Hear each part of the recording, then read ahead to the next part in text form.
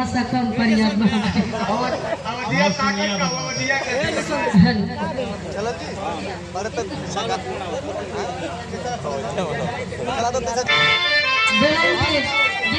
है। हे गंगा मैया राउर पावनी जलवा डुबकी लगावे जे जीवन सफल।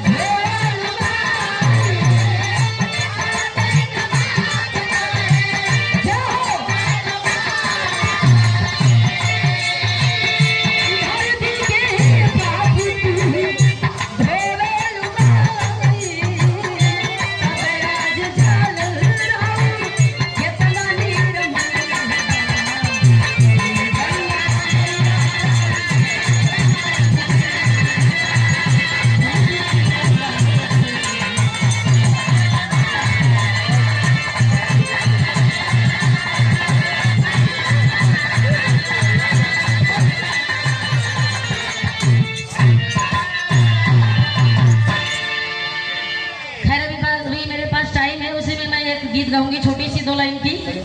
गावा हो टाइम है तो उनके लालू यादव जी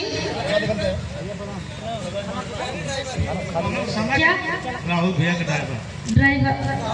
अच्छा दुकानदार जी बड़े अच्छे और बड़े हैं, बहुत ही सुंदर व्यक्ति हैं। अरे कई बार भेंट भई ले जानत ना जानत है। नमकीन बेचत हुआ सुना पुष्पहार और बहुत सारी माया पुरस्कार प्रणाम। और बिरहा जगत के बड़े ही सुंदर गायक कलाकार में कितनी तारीफ करूं उतना कम है, ज्यादा बोलना ज्यादा हो जाएगा। और बिरहा जगत के एक धरोहर जिन्होंने बिरहा को बचाया और बिरहा में इतिहास रचा, माननीय स्वर्गीय गुरुजी शिव मूरत जी, सुमन भारती जी, और जिनके पुण्यतिथि पर जाने का नहीं हम सभी उपस्थित हैं। तो मैं गायिका प्रियंका माधुरी इलाहाबाद से आप सभी लोगों का तहे दिल से हार्दिक स्वागत वंदन अभिनंदन करती हूँ। समय का अभाव है और तहे दिल से राहुल जी का स्वागत करती हूँ।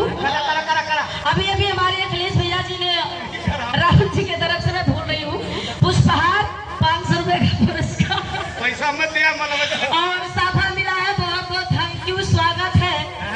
और अभी अभी हमारे गुरु जी की बेटी आदरणीय भैया अखिलेश जी ने बड़ा ही सुंदर गाया कि आई जब समय आ, तो भैया एक न एक दिन सबको जाना है। तो थोड़ा सा इलाहाबाद के लहजा में भैया हौसा कम निकाला ज्यादा।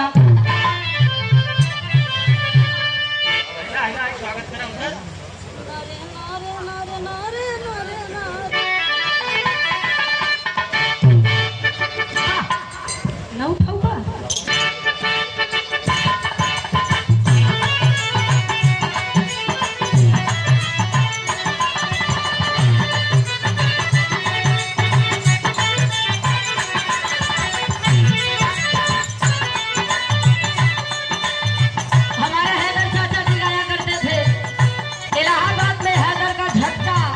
और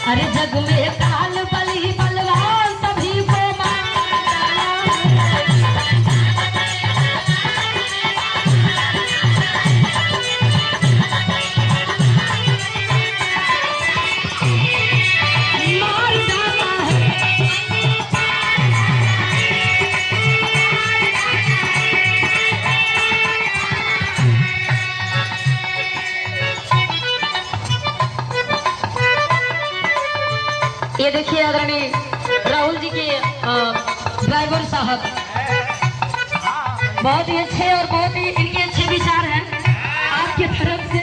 ये पुनः 100 रुपए का पुरस्कार बहुत बहुत स्वागत अभिनंदन है कहना है।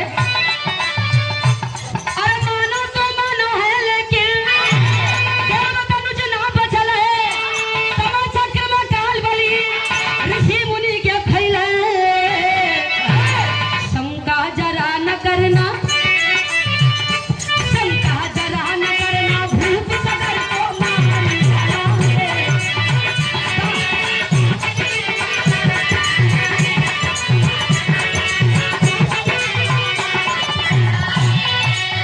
मार डाला है,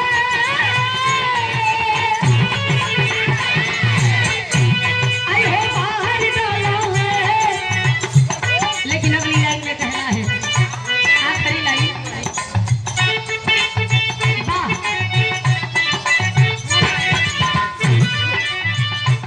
ये समाज है आज नहीं तो कल सबको काल के गाल में जाना है, इसलिए आए हैं तो कुछ करके जाइए ताकि दुनिया जाने के बाद कहे जिस तरह से आज गुरुदेव के पुण्यतिथि पर हम सभी जुटे हुए हैं उनकी तारीफ हो रही है, बखान हो रहा है।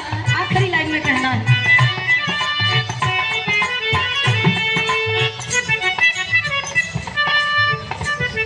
आदरणीय बबलू प्रजापति जी वाराणसी की पावन ऐतिहासिक सरजमी से सुंदरता पुष्पहार और ढेर सारी माया पुरस्कार। मैं भी हड़ी बड़ी में हूँ, मुझे भी जाना है, बहुत सारे कलाकार हैं, समय भी देख रही हूँ। एक लाइन के बाद मैं छाप बोलूंगी।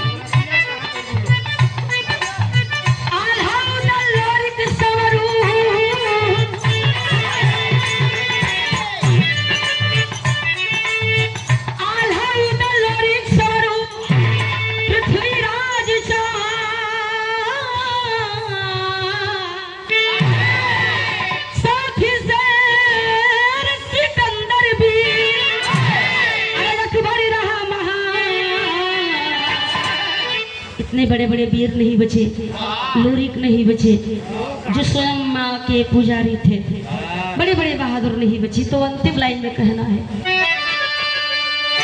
भाव था कलयुग किया कमाल कितने युगों को मार।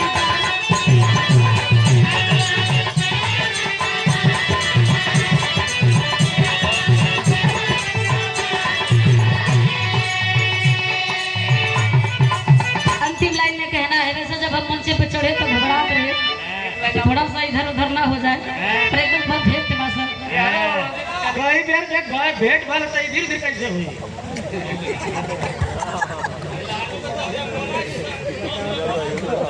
लालू भैया 10 रुपया का पुरस्कार, बहुत तेज बोली, सुंदर सा पुष्पहार, बहुत बहुत सम्मान। 10 रुपया का पुरस्कार पुल्लू पाए। कहना जा जखान गुरु जदू लौटत बाबू शिव मूरत गान छड़ा है। श्रीनाथ कभी कैलाश को, यहाँ तक कि गुरुदेव भी नहीं बचे राहुल जी के पिताश्री।